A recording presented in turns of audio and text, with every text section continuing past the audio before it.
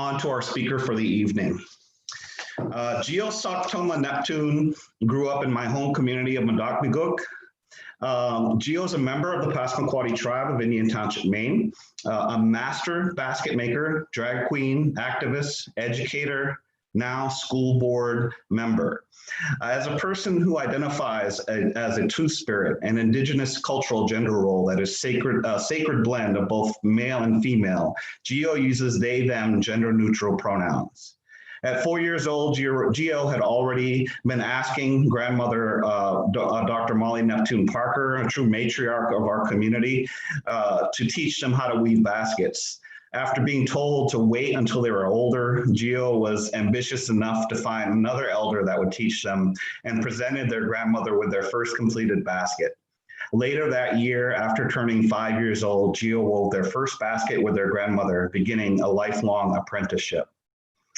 After graduating from 8th grade at the Indian Township School, same school I went to, Geo attended Gould Academy in Bethel, Maine, where they were able to explore more artistic outlets before becoming a member of Dartmouth College class of 2010. And I'm proud to say that Geo did graduate and has done nothing but shine ever since then.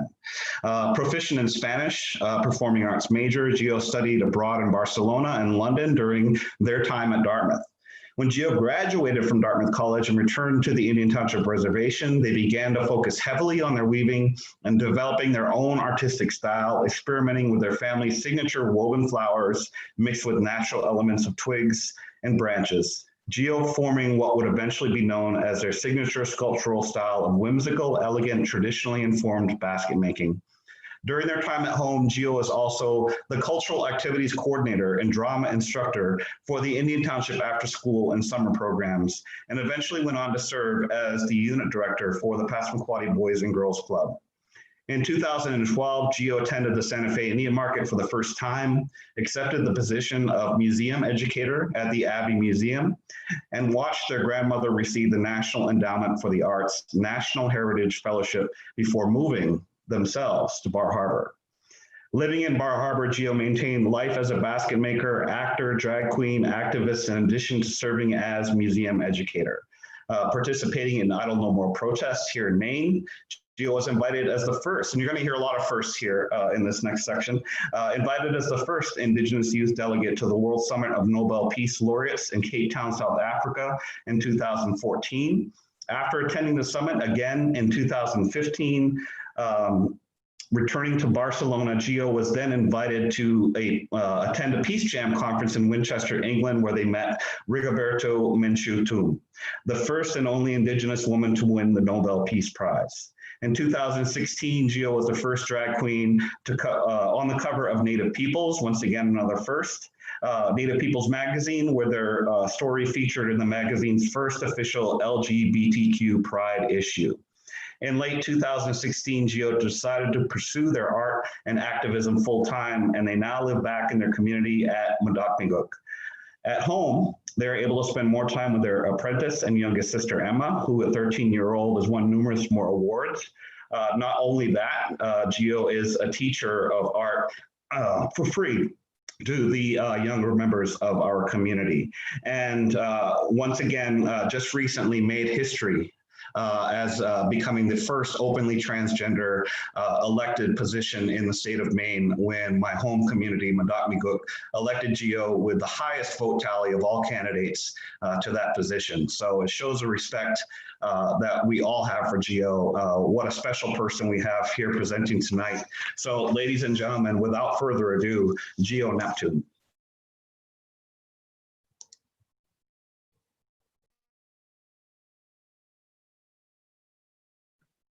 Hi, Chris. Thank you for such a wonderful introduction. I'm not sure I have so much to present now, but quick way. Ndali was niska bizuin. Eji balida hazieli beskada mukad naga nizini weskwan nil. Wabe gokuk has dona bamuk naga nudrea madak migok. My name is Geo Neptune. My spirit name is Two Spirit Person, stands with medicine power. and I am of the Snowy Owl clan of Madocmiguk, or of Indian Township, Maine. And I am a two-spirit, and that is a big part of what I'm going to be talking to you all about tonight. I want to acknowledge Chris and the Abbe, the rest of the Abbe staff for inviting me back. Well, virtually at least, I have had a very long-standing relationship with the Abbe Museum, and I've been working with the Abbe since I was a child, and the Abbe has actually been collecting my work since I was about 11 years old. So in a lot of ways, I wouldn't be where I am today without my relationship with the Abbe Museum, and that relationship that my grandmother very specifically helped me form. So I have a lot of different things that I'm going to share with you all tonight. I'm going to start by sharing a video. This is a video in the series called Inquiry by Them Media Company. And I was reached out to by them, and I was flown down to New York City to do this recording with the Two-Spirit video. And I remember being very pleased, especially because I looked at the script and there were absolutely no edits for me to make. There were no additions. They had covered everything so succinctly and so beautifully, and it just made it a real joy to make this video. So I'm going to be, we did have, let's see.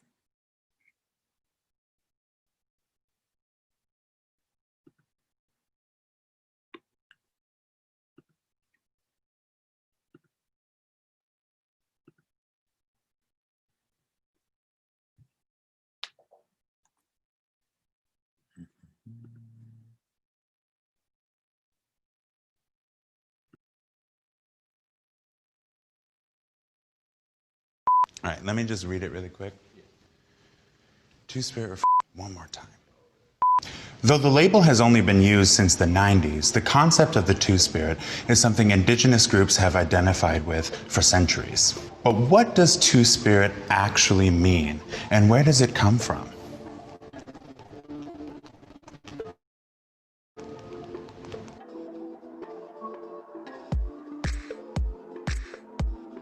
So what is Two-Spirit? It's an umbrella term that bridges indigenous and Western understandings of gender and sexuality. You may recognize it as the two that sometimes appears on the end of LGBTQ2. There are many definitions and understandings of Two-Spirit, and each is nation-specific. The term was intentionally introduced by Native people with the goal of finding common ground and helping educate about traditional teachings in a contemporary context. The Two-Spirit Society of Denver offers the following definition. Two-Spirit refers to another gender role believed to be common among most, if not all, First Peoples of Turtle Island, North America. One that had a proper and accepted place within Native societies.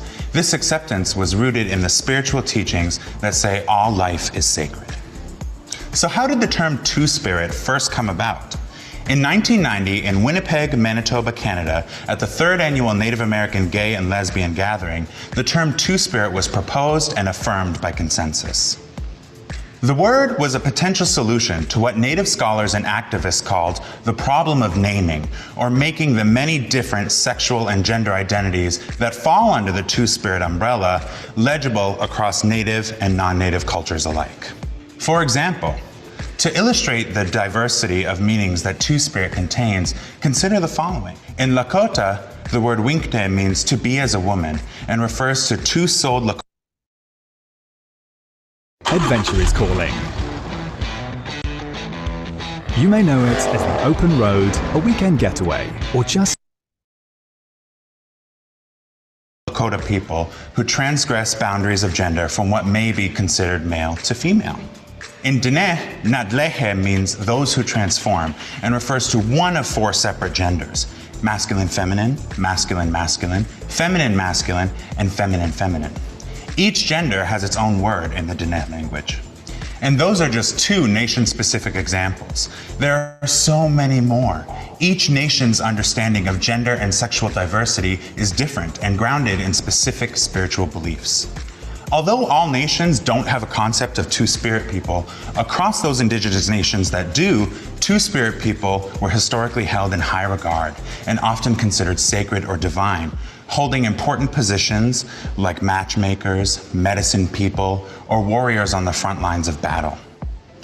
Many two-spirit people perform roles traditionally assigned to both men and women. Witwa, a famous two-spirit of the Zuni or Ihumana, was known to take part in masculine tribal matters and feminine tribal matters, and was even sent as an official Zuni delegate to Washington, D.C. Part of the reason Two-Spirit was adopted at the 1990 conference was because much of the written record on the indigenous nations of North America begins with European contact.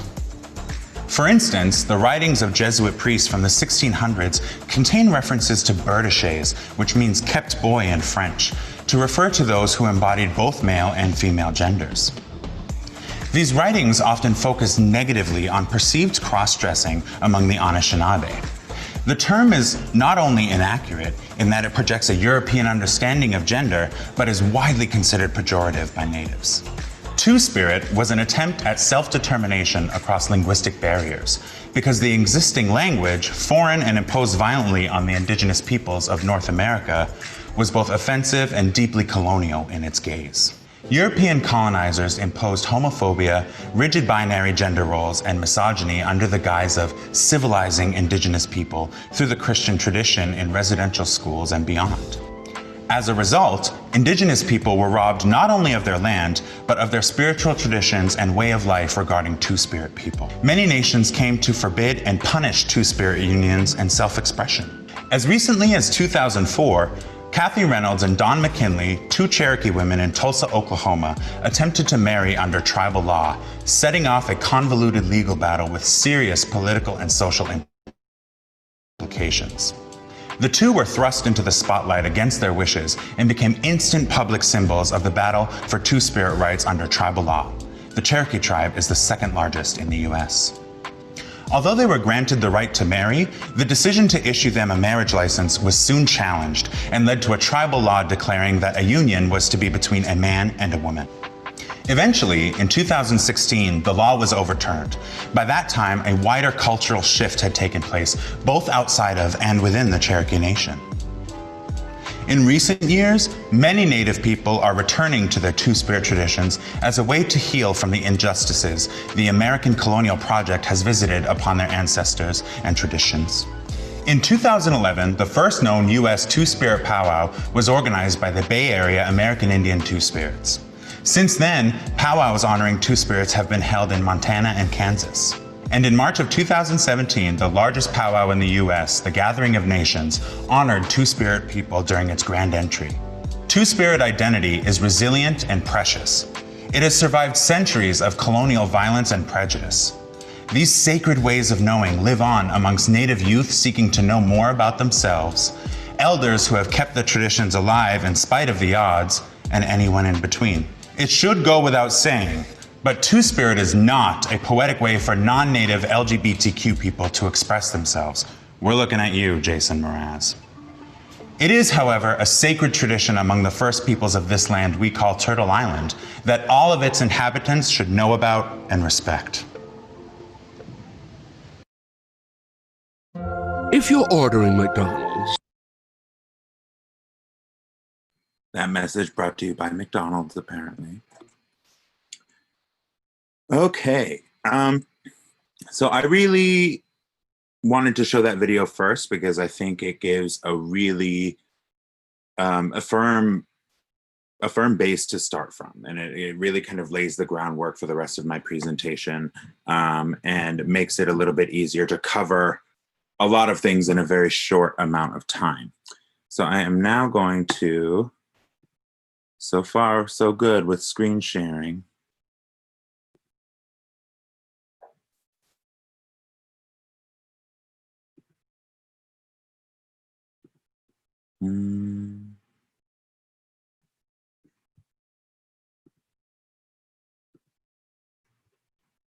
Maybe not so far so good.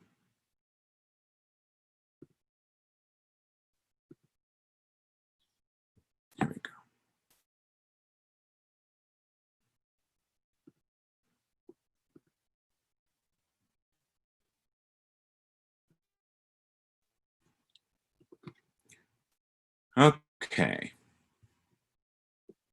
I don't believe I left the mute on, so everybody should be able to hear me. No, I'm good. So we have already given this base introduction to Two-Spirit people and what some of these Two-Spirit teachings might mean. And now my computer doesn't want to let me, So I want to attempt to back this up and speak about the Wabanaki creation story, because in the Wabanaki creation story, Gluskab, our culture hero, creates Wabanaki people from the brown ash tree. And this is very culturally significant for basket makers as well, because we use that same material from which we were created to make these baskets and to make these small creations. And in that act, we are mimicking our own act of creation. And so in that way, Wabanaki basketry was seen as also having a spiritual aspect as well. And so the way I tell the creation story is that when Gluskab fired his arrow at the ash tree, the spirit of the ash tree itself was split in half along with the physical body of the tree.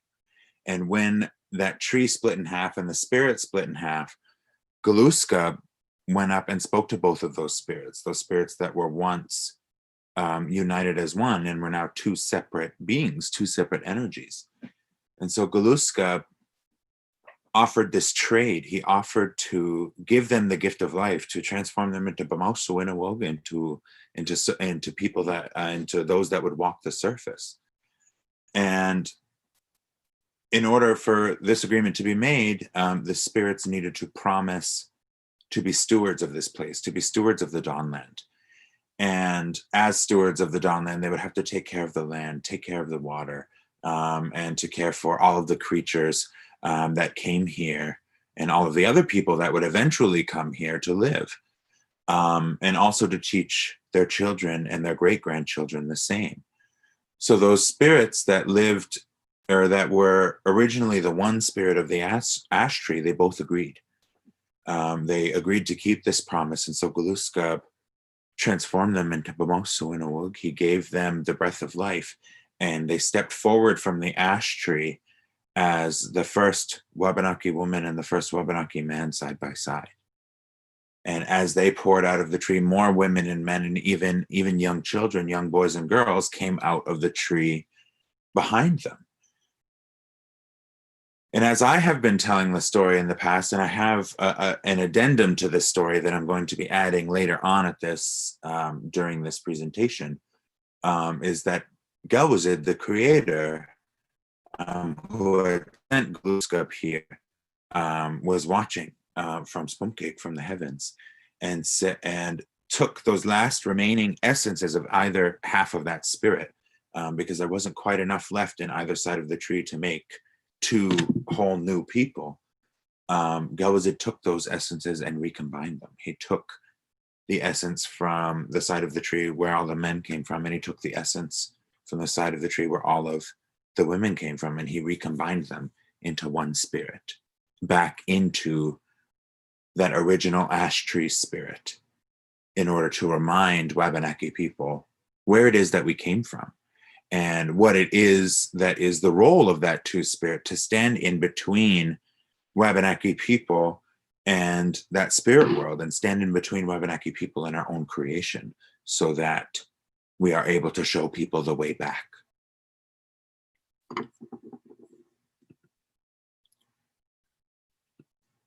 So we've already talked a little bit about what a two-spirit is.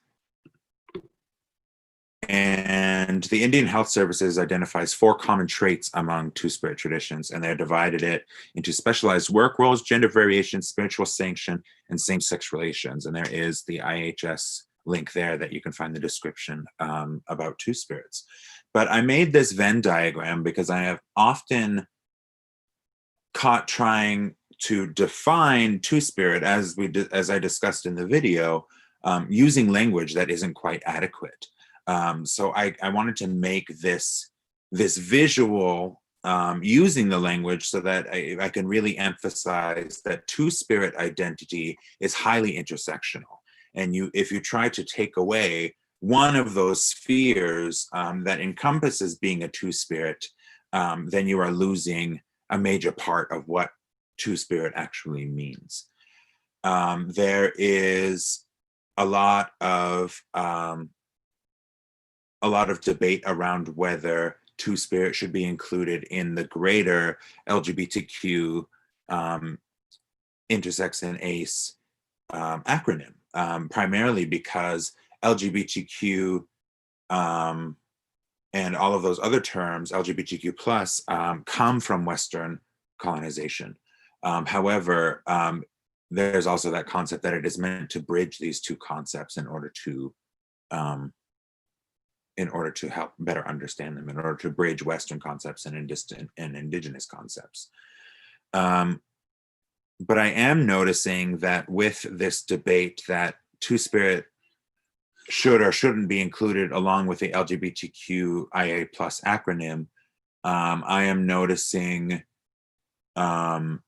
the tendency for homophobia and transphobia to rear its head again, because I am noticing a very small group of people start to say that because it didn't just mean gender identity or sexual orientation, they're saying that there were cisgendered and heterosexual two-spirits as well. And I think it's really important to emphasize, again, with this image here on the screen, that you cannot separate these things out from the two-spirit identity. And to separate gender identity and expression and to separate sexual orientation from two-spirit identity is just another attempt to erase two-spirits from our own histories. And one of the things I always try to touch upon is this empowerment of women among indigenous cultures, specifically as a tool of colonization. In order for our societies to be forced into this capitalist, patriarchal worldview, there had to be a lot of deconstructing work that first had to happen.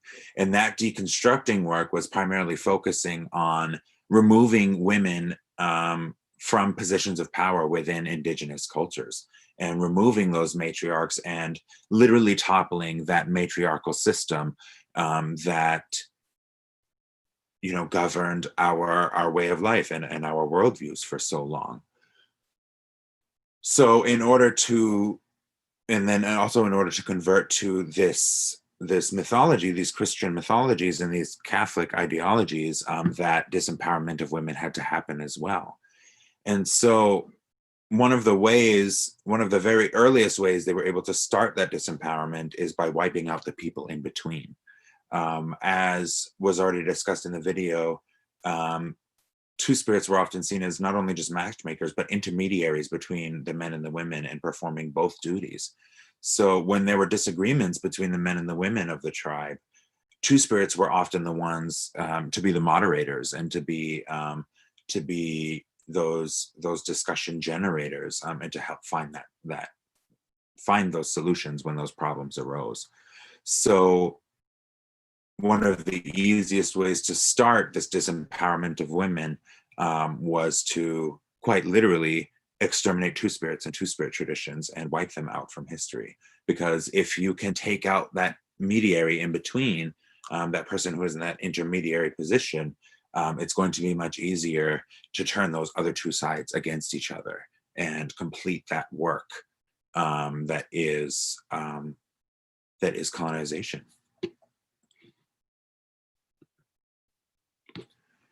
So I began my journey trying to find two-spirit traditions when I was very young. And I was a teenager when I first started researching two-spirit traditions. And it involved a lot of research on my own when I was in high school, and then a lot of interpersonal research with other Native students when I was at Dartmouth. But I remember going to our clan mother here on the reservation, one of our clan mothers, the clan mother of the Bear Clan, Joanne Dana, And I had asked her for any Two-Spirit teachings or Two-Spirit stories that she might know. And her quote there is on the top. And the only thing she could tell me was that she heard stories about them, Two-Spirits. I heard stories about them when I was a little girl. We don't have those anymore. And as a young person, that was really difficult for me to see or for me to hear, because I, felt that I was there trying to make myself visible as a Two-Spirit, and I didn't have the resources or the knowledge how. And I often talk about how the elders in my tribe tried to notify my grandmother and my mother that I was a Two-Spirit when I was very young, but even they didn't quite have the terminology to describe it, and they also had that heavily Catholic background, so primarily didn't want to scare my mother and my grandmother with this kind of knowledge. But when I had one of the first of many times I came out, my grandmother had said, "I know the elders said they would be special and would help our people, but I didn't think they meant that they were Two-Spirited." And so I think that my grandmother was doing her best to just express her concern, because she obviously knew what had already happened to Two-Spirit people and what continued to happen to Two-Spirit people, and that was something she was worried about. I'd say she's still worried about to this day, even though she's made her journey to be with the ancestors. I know she has always worried about my safety, and so I think that this is where this was coming from. But hearing it at that time, it made me think that maybe the term Two-Spirited wasn't necessarily something that I wanted to be called, because I started to, get it into my head that it wasn't necessary, that it was a more derogatory term than it actually was. So a big part of my journey was having to not only find Two-Spirit elders for these teachings, but be my own elder in a lot of ways. Having to find my way down this path, and having to uncover these teachings and start to document them and start to pass them down for other Two-Spirits, has made me feel as if this, I've had to take on a lot of that responsibility, and a lot of that burden in terms of doing this work to find this knowledge, to make sure that future generations of Wabanaki Two-Spirits don't have to work as hard to find it. So there were, messages from ancestors and from the ancestors and from Creator all throughout my life. And one of them came to me in ceremony through an elder who was in the ceremony with me. They approached me, and it was the first time I'd ever worn a skirt in ceremony. And that elder approached me afterwards, after performing the blessing, and said that the ancestors and the Creator have this message for you. And that message is that, the way you're addressed now is the way that Creator wants you to dress all the time. And that the ancestors are very sad because they sense a lot of fear in your heart, and they don't want you to be afraid, because your ancestors love you and your people love you and your people need you. So you need to let go of that fear, and you need to walk in this skirt, and you need to be who you truly are. And that was a very big, it felt like a really big message to receive all at once. Another message that I received when attending the Medeawin Lodge for the first time in Passamaquoddy, Quebec, came from the ancestors through another elder there, was that she described as me having a rainbow, and that with my rainbow, I am supposed to walk with that rainbow and not behind it, because if I'm walking behind the rainbow, then I'm pushing it out in front of me, and it has enough strength to just push people away and keep them from getting close to me.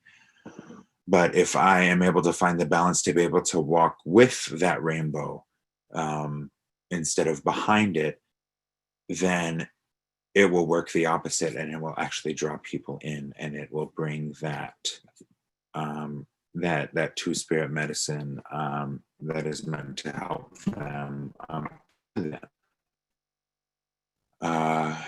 So a big part of this journey has not just been academic and not just been academic focused. You know, a big part of this road as the two-spirit has a very intensely spiritual path as well.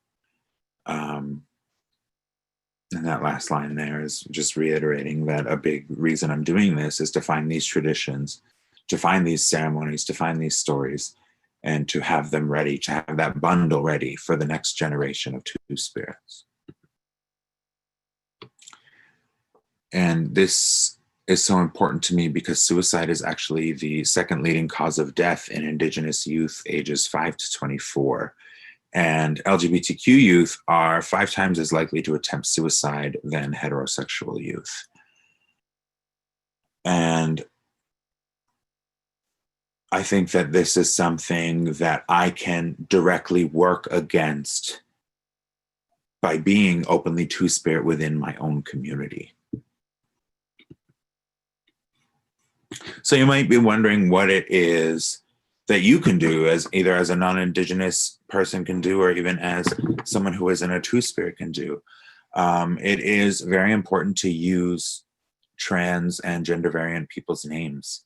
It's so important that if you use the incorrect name, you could actually be putting their life in danger by outing them to people that their identity is not safe with. And that same sentiment goes towards using the correct pronouns.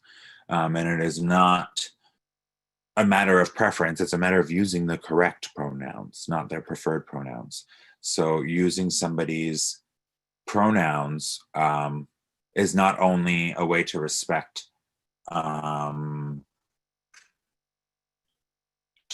people, it is also a way to help keep them safe. And another thing that you can do, even in your own organization, is normalize the announcement of your own pronouns. You can all put very safely on your name tag that you identify as his, as he, him, his, or you identify as she, her, hers. And those are the pronouns to use for you. And that is something that is very, very easy to do. And it is a very significant thing to do because it helps normalize the discussion around pronouns, and it makes it safer for trans people to use their own pronouns. And including gender variance in your company's policies and mission statements. And in addition to all of those things, you can do things that any responsible citizen would do, things like vote in the upcoming election. You can teach, you can listen, and most importantly, you can believe trans people, you can believe queer people, you can believe two-spirit people when we are sitting in front of you and telling you our stories. If you're interested in further learning, I wanted to talk about some of the very first texts that I discovered when I was in high school. They have various amounts of Native contribution in them. A lot, the first two-spirit people, the Native American gender identity, sexuality, and spirituality is more of a compilation of texts. The one by Sue Ellen Jacobs, Wesley Thomas, and Sabine Lang. And then the text in the middle, Two-Spirit People, by a very similar, almost the same title, American Indian Lesbian Women and Gay Men, is also a compilation of texts.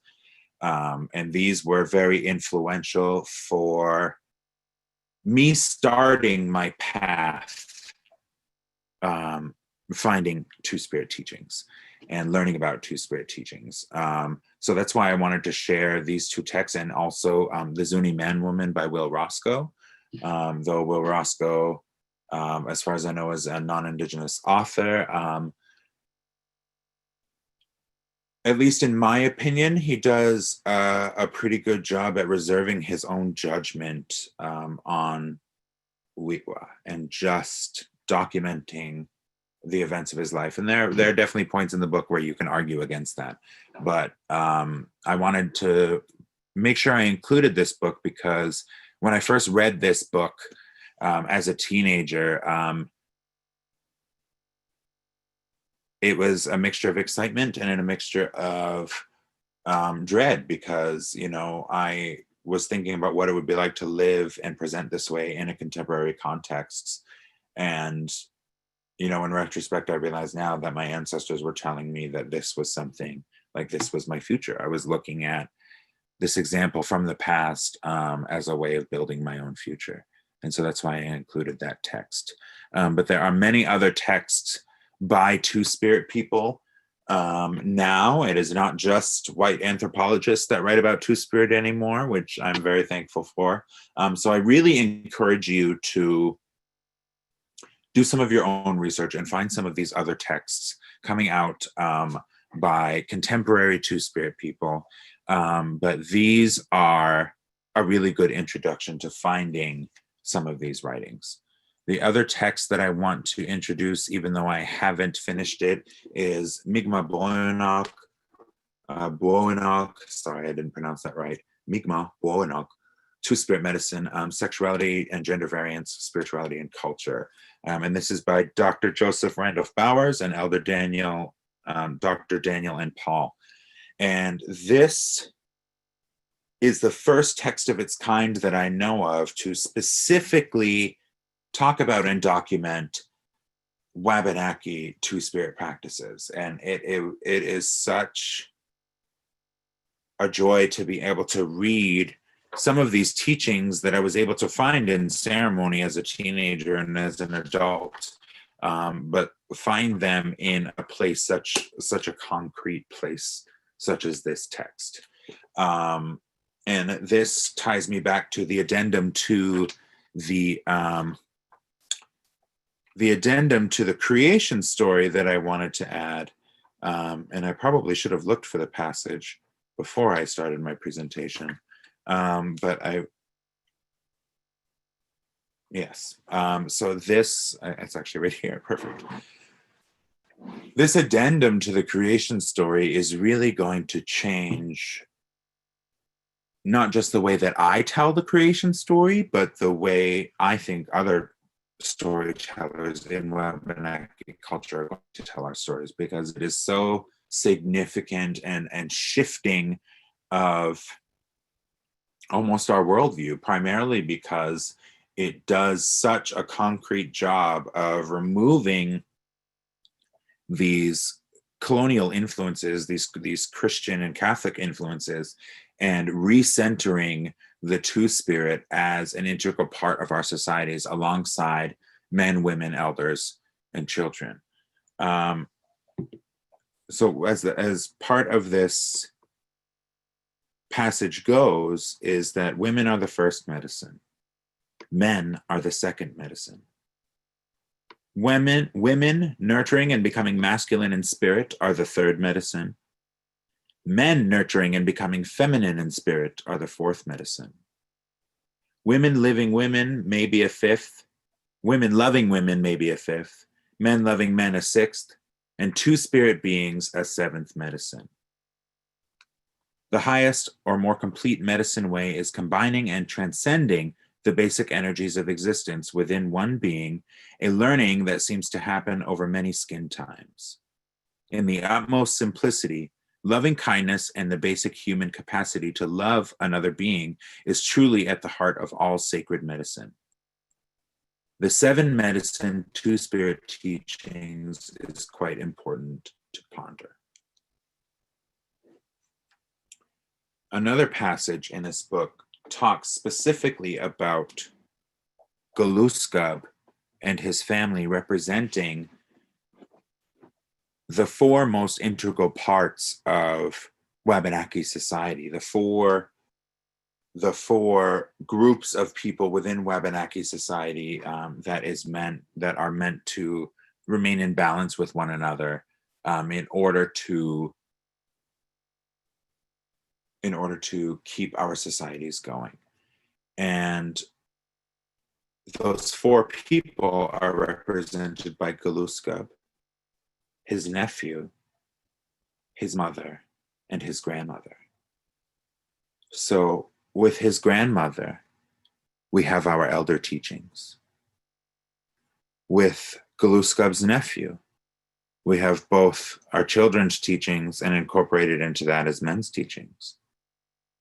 With Gluskab's mother, we have our women's teachings, along with Gluskab's grandmother having women's teachings. And then finally, with Gluskab making the fourth piece, Gluskab, we have men's teachings, but most importantly, Gluskab brings in the two-spirit teachings, because in this text, these elders start to explore the spiritual concept that Gluskab was in fact the first two-spirit in Wabanaki culture. And for Wabanaki people to start retelling those stories with Gluskab as the two-spirit, and that's not just Gluskab as Dawnland. Again, picture that Venn diagram. If Gluskab is a two-spirit, it is not separable from those other things. So to talk about Gluskab as a two-spirit is a very revolutionary act. So at this point in my presentation, I want to talk a little bit about what I bring to my work and what I do with my work to speak to being a two-spirit in the 21st century, and what I think it means, and how I carry myself after getting all of these teachings and following all of these roads to get where I am today. So being two-spirit in the 21st century can mean a lot of different things, and two-spirit medicine can mean a lot of different things. And there are lots of indigenous people that are identifying as two-spirits, and it is not simply an umbrella term for any indigenous person that identifies as LGBTQ, because there are plenty LGBTQ plus indigenous people that do not claim two-spirit identity and do not pick up that bundle, so to speak. So the terms aren't necessarily interchangeable, but that is one thing that has come along in our current societies, that there are now many different manifestations and many different ways for indigenous people to carry their two-spirit medicine.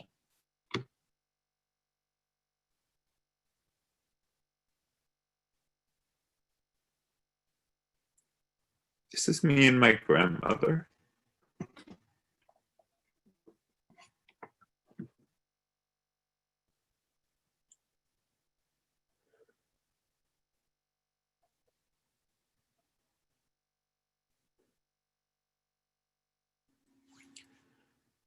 My grandmother was a very important person in my life and in my family's life and in the greater community that is the Passamaquoddy tribe.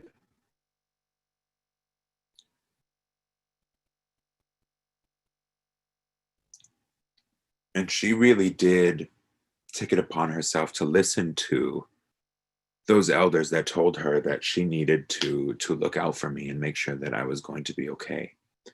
And because I had a lot of important work to do while I was here.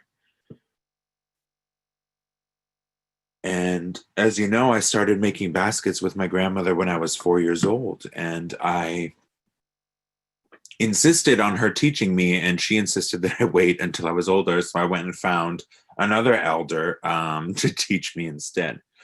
So she took that as a clear sign that I was ready to make baskets, regardless of what her opinion was. And I started weaving with her later that fall. And it was very significant to me growing up, because I was not what you would describe as a typical masculine child. I was not interested in a lot of the men's work. In fact, a lot of my childhood and my teen years, I was doing what would traditionally be seen as the women's work. I was helping, taking care of the kids while all of the parents were at work. All of the adults were at work, and I was in that caregiver role within my family. And instead of doing typical labor in the summer that a lot of other tribal youth would do, I was making baskets with my grandmother and making baskets with the rest of my family. So even as a child, I was doing this to make my extra money on the side to pay for my own school clothes. And it's really important to acknowledge that for a very long time, fancy baskets were a women's art among Wabanaki people. The men would typically focus on the material gathering and prep, but also make the utilitarian baskets more often. So men and men making fancy baskets, as we see so commonly in Wabanaki communities now, was not as common, even 50 years ago. So myself growing up, as a Two-Spirit child, it really, I think, made such a huge impact on me to participate in an art with my grandmother that was still so heavily seen as a women's art.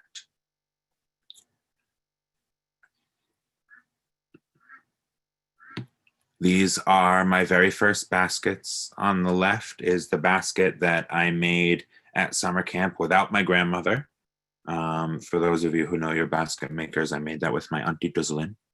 Aunt Duzlin taught me how to make that at the Chiquaban Day Camp when I was 5 years old.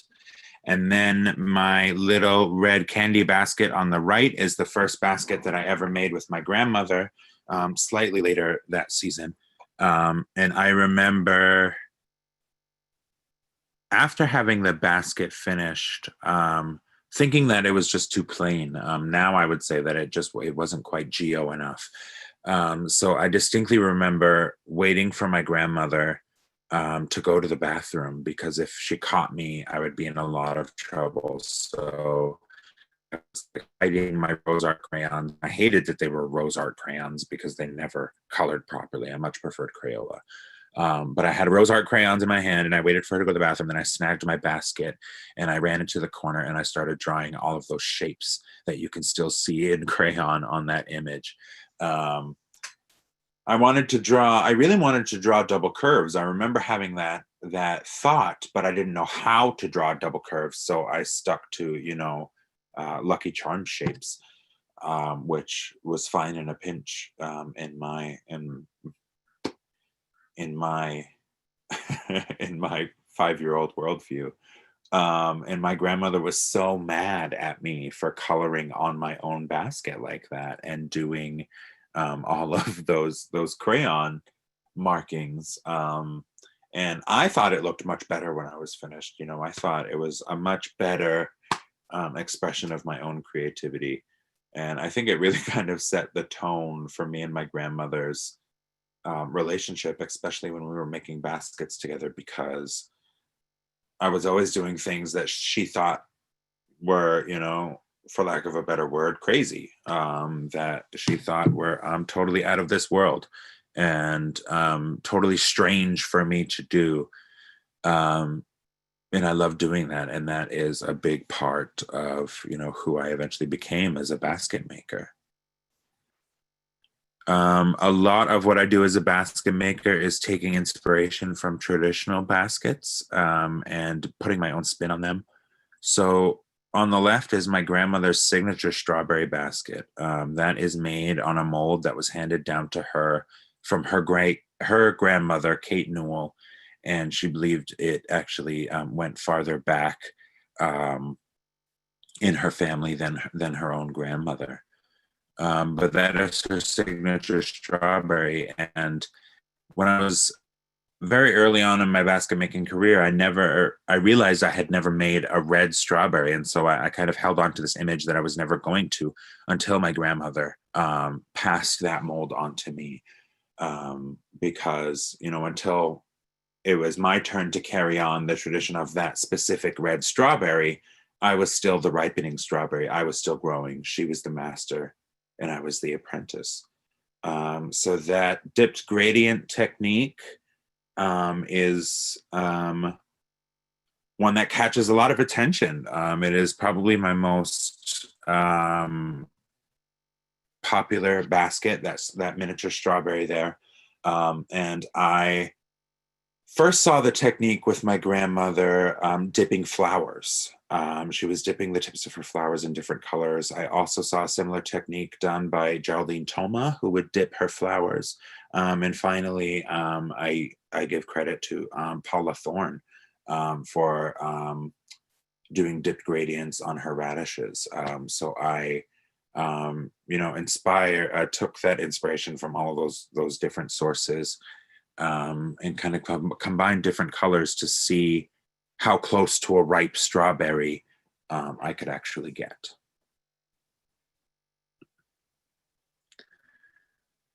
These are some of my earlier pieces when I first graduated from Dartmouth. These would have been completed in the summer of 2011. To give you a size reference, that small pillow basket, the plain colored ash square basket there in the front, is 2 inches from corner to corner. So it is 2 inches by 2 inches, making the other baskets slightly over 4 inches tall.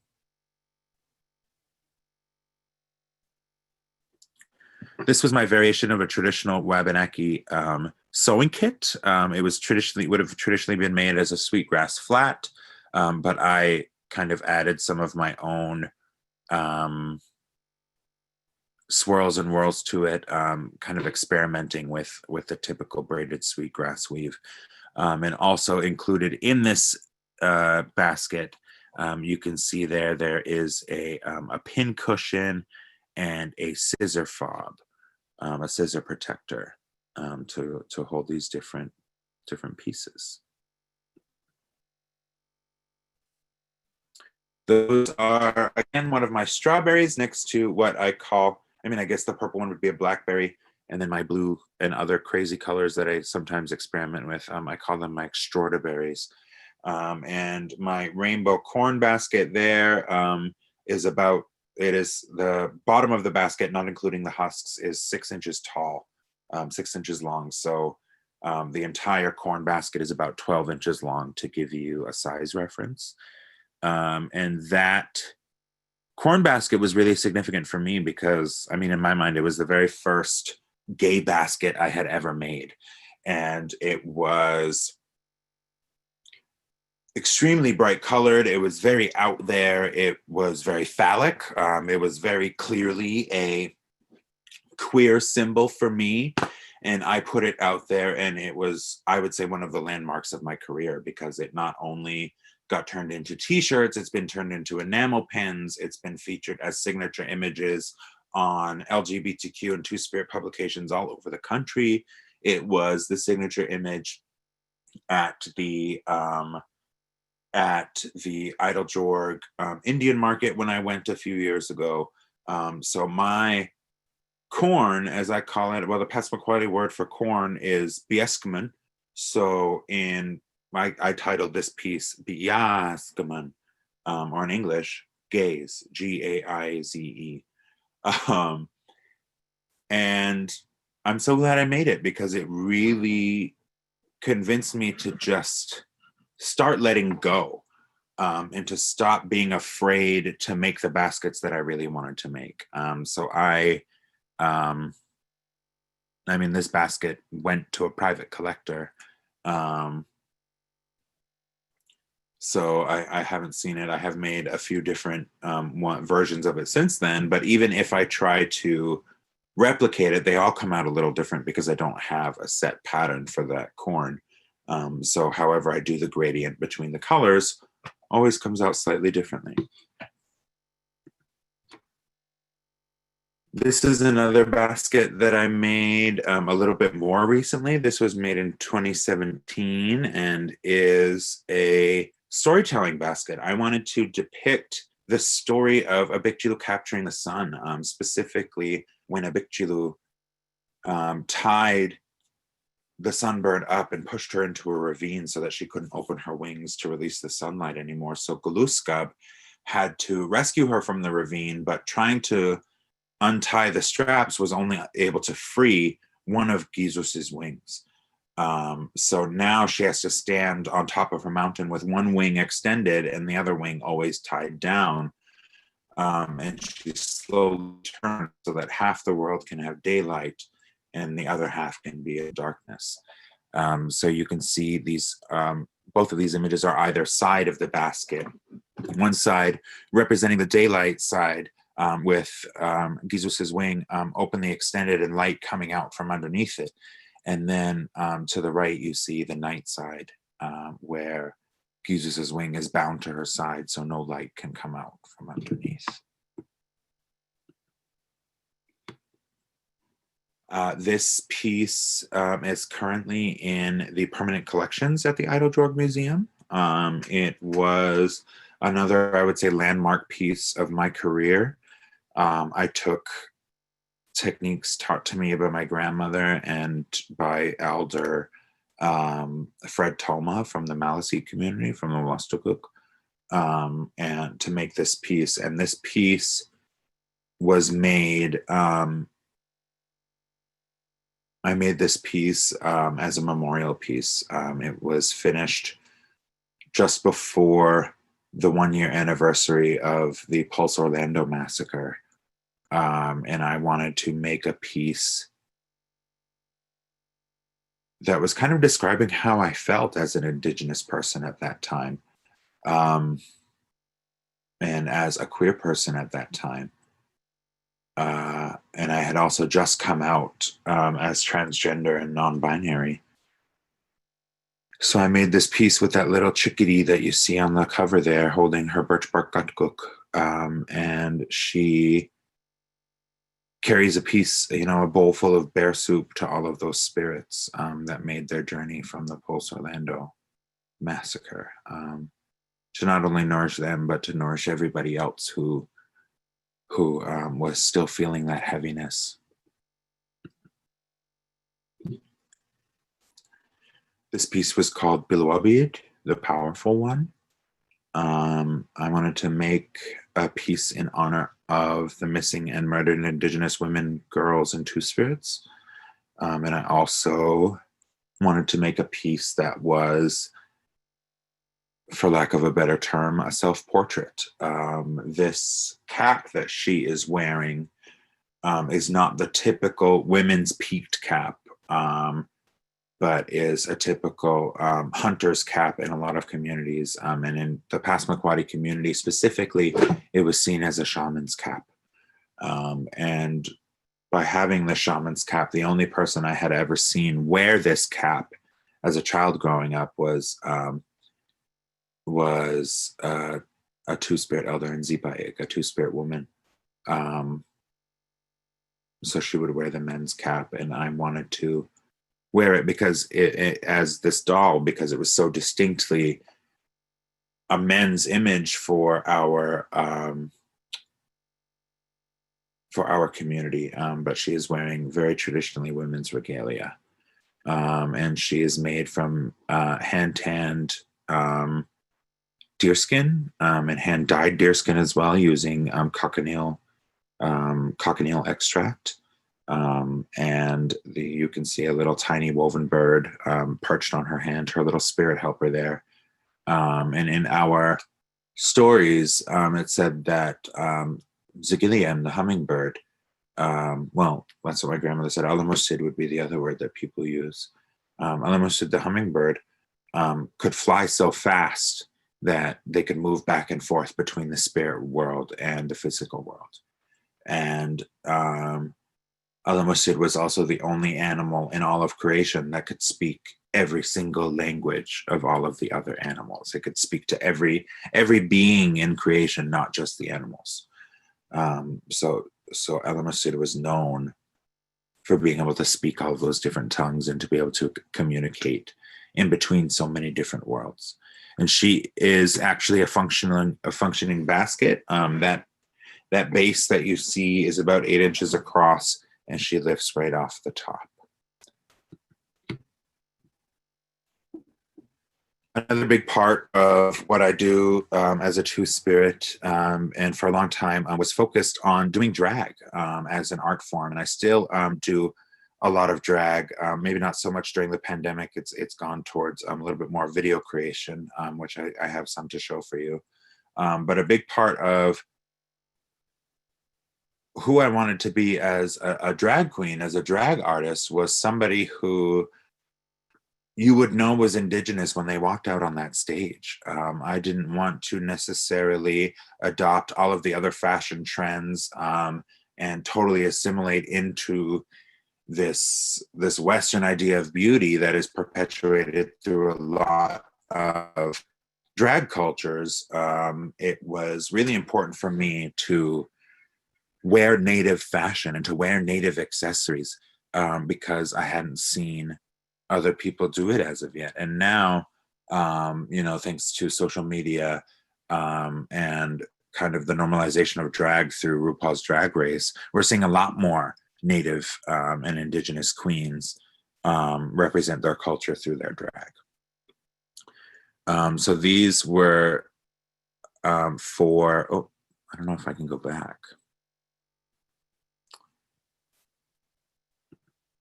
These were for the Native Peoples Magazine shoot. And so these were shot on location at the Seal Cove Auto Museum. And this was shot on location in Phoenix, Arizona with a photographer from Native Peoples Magazine. Again, I'm wearing Bethany Yellowtail and Jamie Okuma and Shaksani work in this piece. And here again with more Bethany Yellowtail, Shaksani, DeConti Brown, and Jennifer Pictou. So it was not only important for me to represent my indigenous culture through my drag, it was important for me to wear pieces by other artists that I knew. I didn't want to get pieces from strangers, from people who I had no idea who they were. Yeah.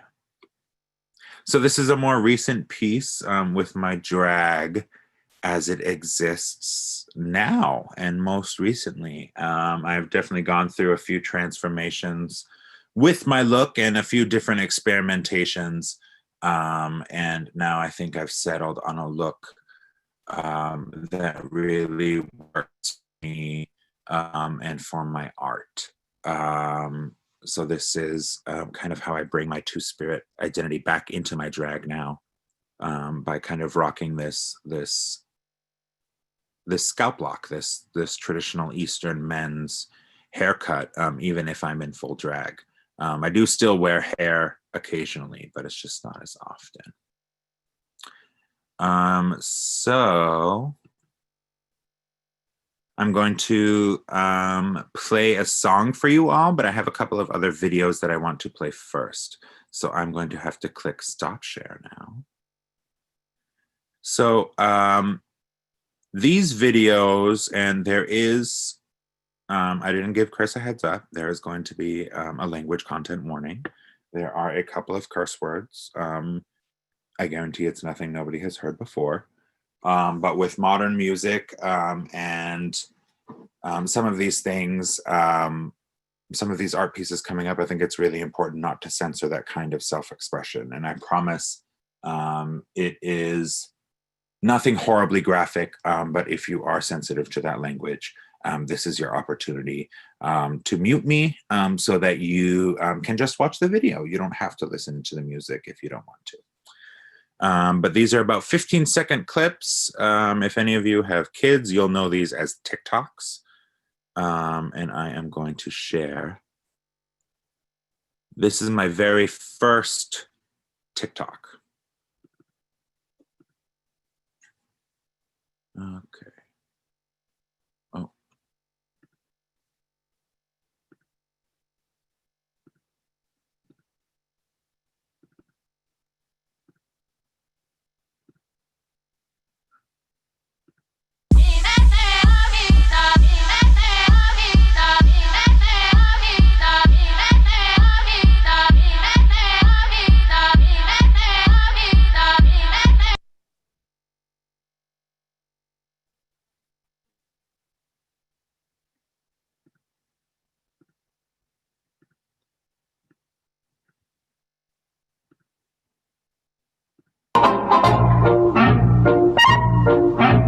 Oops, my heart went. Fuck. Shit.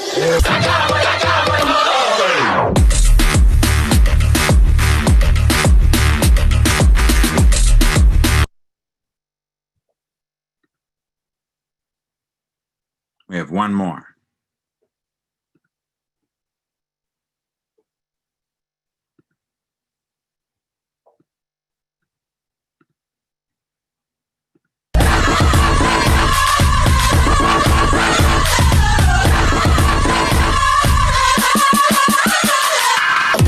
I'm a boss, I'm a bitch and a boss, I'ma shine like glass, I'm a bitch, I'm a boss, I'm a bitch and a boss. Okay, so that is some of the TikTok videos that I have made in the past, and I specifically wanted to make some TikTok videos, especially through my work with Wabanaki Public Health and the work that I do as an art teacher, that Chris mentioned earlier in my introduction. It was important for me to know what the kids were talking about when they were talking about TikToks. And so I discovered this whole other world that is there, that is all about video editing and all about the right sounds and all about these amazing transitions that I worked very hard to practice. So that is another really accessible way that I instantly got people talking about Two Spirits and talking about indigenous people, was through these TikToks.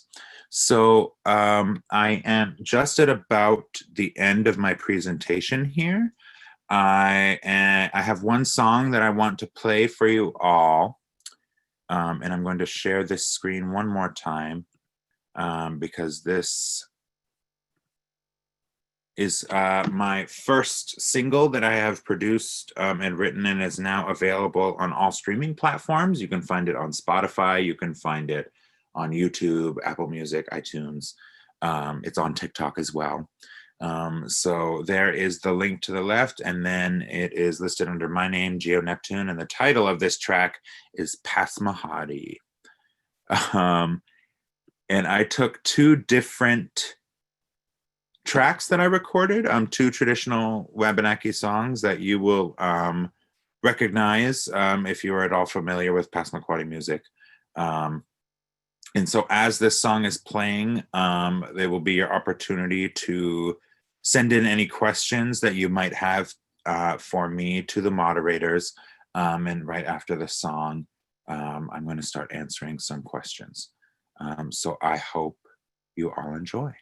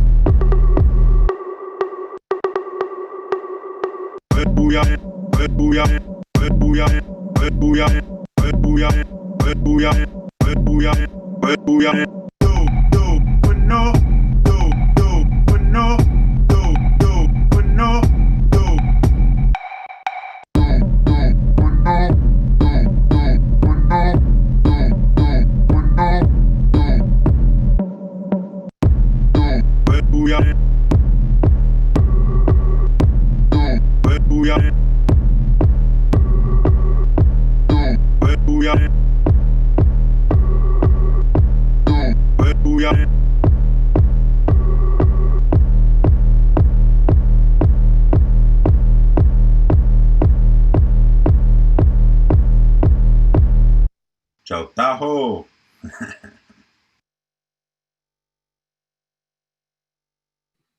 Nedemsil. That's it. Thank you so much, Willie One Geo. That was an awesome presentation. I always, for those that follow my social media, I always build Geo as a gifted educator and a multi-talented rock star artist. And you can kind of see all of that came out in this presentation today. Thank you so much, for all you brought, especially today. And I do have a question or two for you. We're a little bit over, so we won't spend too much time on questions. But so as you talked about your journey, having to find knowledge, knowledge that in some cases was there, but it was just difficult. And when I think about that, I think about the world of colonization and the fact that we're living in a country right now that is majority English speakers. And when it comes to the world of Two Spirits, the English language is just simply not made up to accurately describe it. And I'm wondering if you can talk a little bit about the difference between Passamaquoddy language. I mean, we don't have gendered pronouns in the Passamaquoddy language. It's a different worldview. And I wonder if you can talk a little bit about the differences between Passamaquoddy and the English language. Well, one of the things that makes it so difficult to talk about Two Spirits in English versus our own indigenous languages, and in particular Passamaquoddy, is the fact that the grammar system and the worldview system in the English language is specifically divided by masculine and feminine. And they're often divided into that very binary system, whereas within the Passamaquoddy worldview, it's not divided into masculine and feminine. It's divided, and I hate these words, it's divided into animate and inanimate. But if I were to actually describe it into English, Passamaquoddy describes whether or not something has a spirit. So whether or not something is animate or inanimate is not the same in English, because we view things that would be inanimate to Western cultures as animate beings. So for example, an empty cup for both Wabanaki people and Western people, Western colonial Euro-Americans, an empty cup would be inanimate. It's an inanimate object, it's just a cup. But in the Wabanaki worldview, when you fill that cup with water, when you fill it with zamagwan, you give that cup a purpose. The zamagwan is now animate, and as is the cup itself, because the cup is doing something. So the way you talk about it changes. And so that ability for things to change back and forth between having a spirit and not having a spirit is not quite the same in the English language. So trying to define things as one or the other when that thing can move back and forth in the Passamaquoddy worldview becomes very difficult. Yeah, no, and you hit on some great points there. That's one of the things I always talk about too in the differences is that animate, inanimate, that's terms that were kind of put on by people studying our languages. But for me, it was things that have life or things that don't have a life, and it's just another way of expressing the way you say that it has a spirit.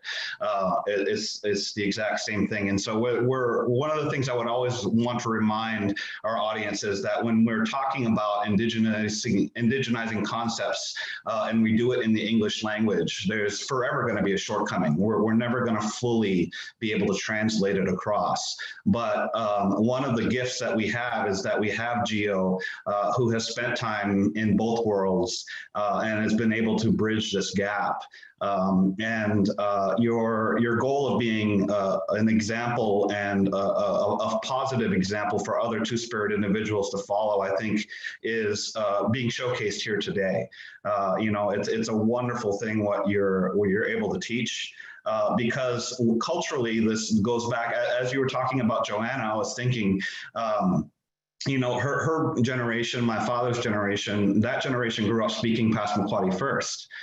It wasn't until my generation that we grew up with electricity and running water in our houses, and that meant English-speaking media, like radios and television. And so my generation grew up speaking mostly English language first. And I think we could probably draw a line to those previous generations having this knowledge because of their fluency in the Passamaquoddy language and the influence of the English language within our culture when that started to happen in the 70s. And truly, the way forward for us as Passamaquoddy peoples is to embrace our culture in all aspects of it and to shed ourselves of, some of the things that we've been taught through the lens of European languages. And for those that don't know, Geo is a speaker of our language, a young person that's a speaker of our language, which is actually a rare thing. And that's something that Geo is working to change. And why the election to the school board to me is such a big deal, because you see things the way my father sees things when it comes to education, in that our culture and our language within the classroom context really should not be an extracurricular, but it should be the normative. Whereas, other things should be considered more of the extracurricular. So I just wanted to bring all of that into the discussion. I wanted to leave you with the last word, Geo, before we sign off here. Your message for the world and what you hope looking forward, because we're always forward thinking, and you laid this out in your presentation as well.